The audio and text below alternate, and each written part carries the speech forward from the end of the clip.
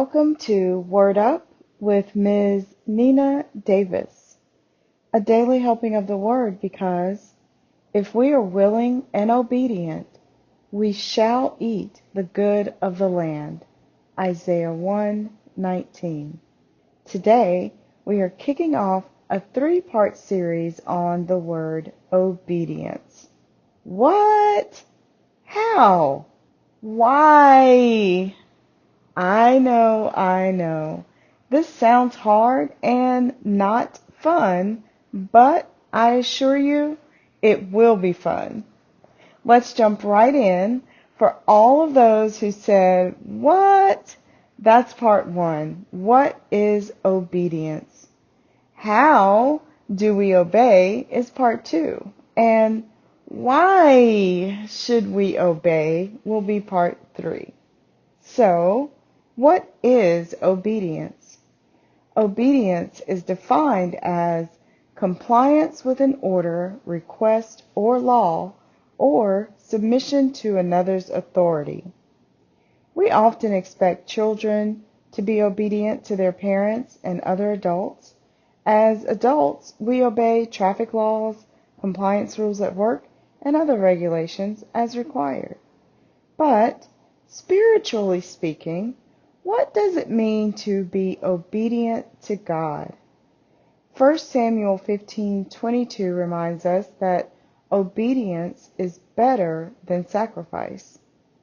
Also in the Bible, God shows us that obeying Him is closely connected to our love for Him. The more we know Him, the more we will love Him, and the more we will obey Him. John 14:15 says, "If you love me, you will keep my commandments." It sounds easy enough. We all love God. We should be all obeying Him, right?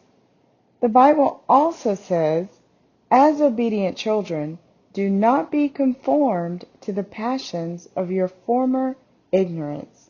That's in 1 Peter 1:14. Sometimes fear of letting go of our past selves keeps us from obeying God in the present. Obedience is not only related to our physical actions, it also concerns our thoughts. 2 Corinthians 10:5 reminds us to demolish arguments and every pretension that sets itself up against the knowledge of God, and we are to take captive every thought to make it obedient to Christ.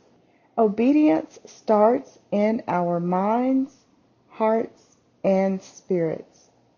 It's the manifestation of our love for God.